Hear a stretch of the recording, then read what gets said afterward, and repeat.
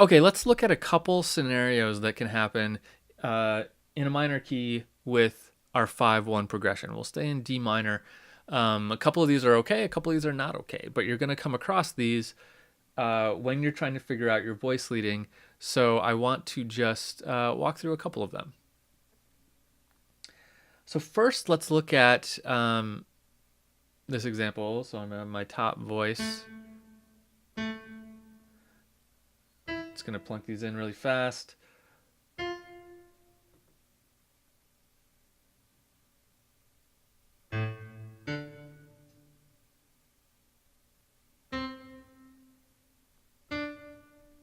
Okay, so here we have a 5-1 with our leading tone.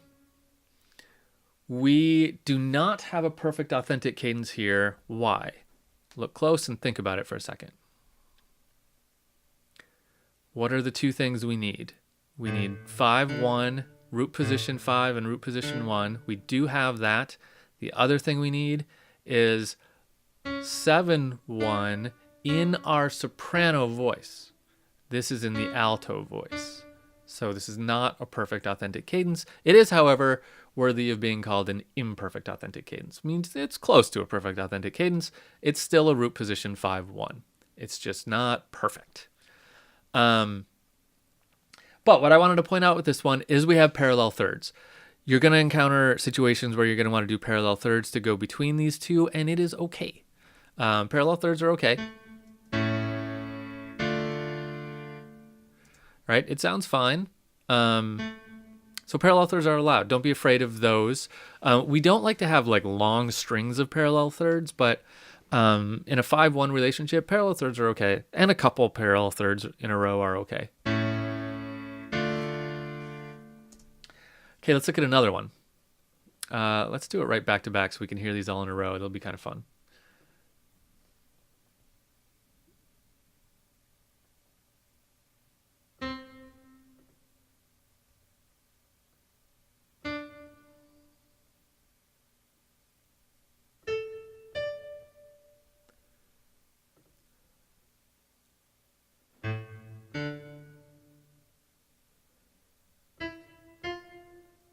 Okay, what do we have here?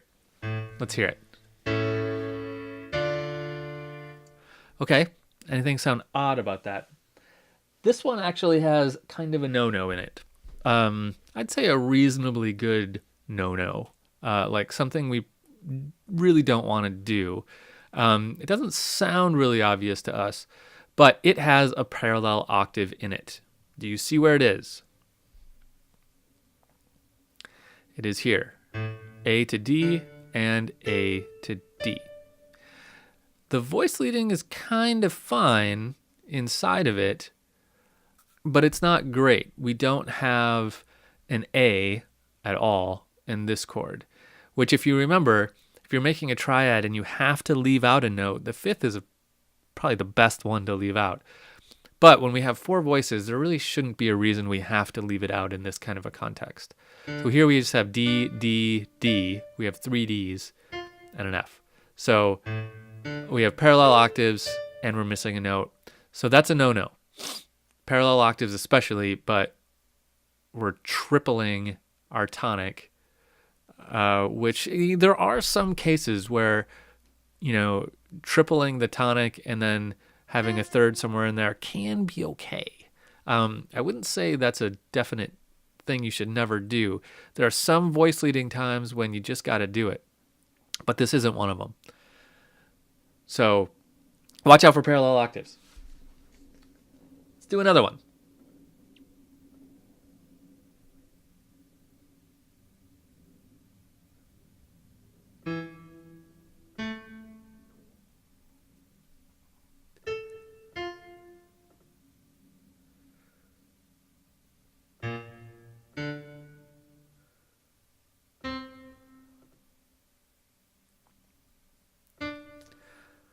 Okay, what do we have here? There is something wrong with this one. It's something that you already know we're not supposed to do. See if you can see what it is.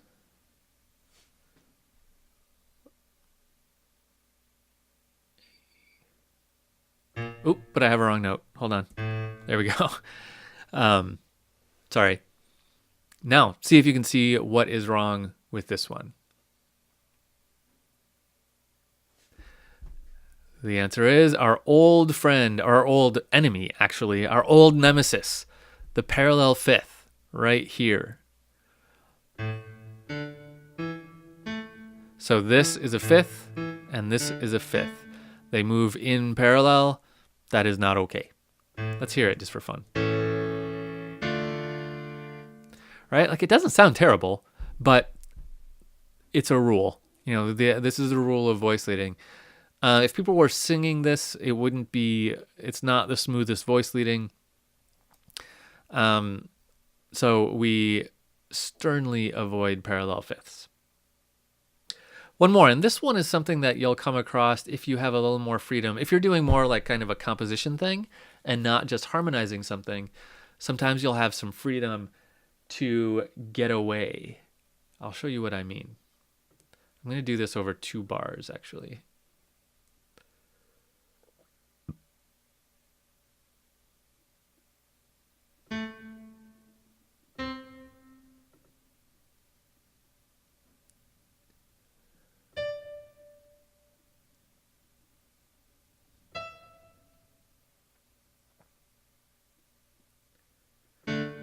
Oops.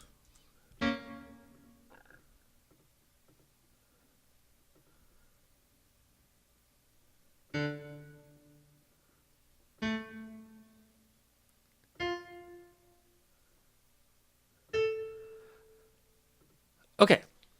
What's wrong with this one? It's not the rhythm. It has nothing to do with the rhythm. I'll tell you why I did it that way in a second.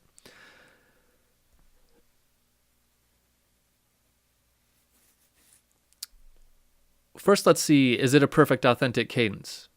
Do I have... Actually, I'm going backwards here. So I'm going 1 to 5. And in this case is a little bit different because what I want to show you here is how you can get from 1 to 5 without causing any major parallels. We don't have anything majorly wrong here, but it doesn't have the smoothest voice leading. That's really the only major thing that pops out at this one, is that this jumps up by a third, this jumps up by a fifth, this jumps up by a third, and this only goes up by a second. So everything's moving up, and which is not good. We want some things moving down and some things moving up in an ideal world.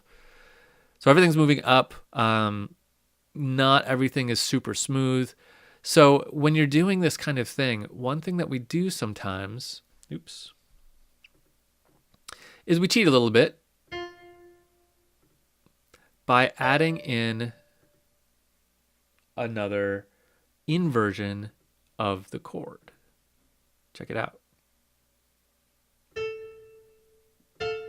Oops.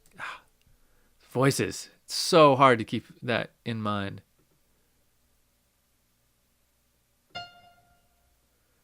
And down here, I'm going to do this. Okay, now what do I have here? I have 1, 1 in a different inversion, and then 5. I smoothed my voice leading out here to make a nice, kind of a neighbor tone, but it's not a non-chord tone, but it makes a nice melody. Here we jump up, and then we stay, and then these stay. Now, in this kind of a case, technically, yes, this is parallel fifths.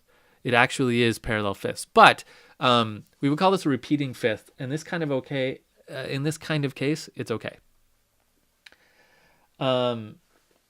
So a couple examples of things you might encounter with voice leading. This one, the real reason I wanted to show you this one is so that you can see that in order to facilitate smoother voice leading, you can sneak in another inversion of the chord in between 2 chords if you have the compositional freedom to do it, meaning you can be a little flexible with the rhythm, and that can help smooth over the voice leading. So watch out for those things. Let's hear all of these in a row just for fun. So we're going to hear 5, 1, 5, 1, 5, 1, 1, 1, 5. It's kind of weird.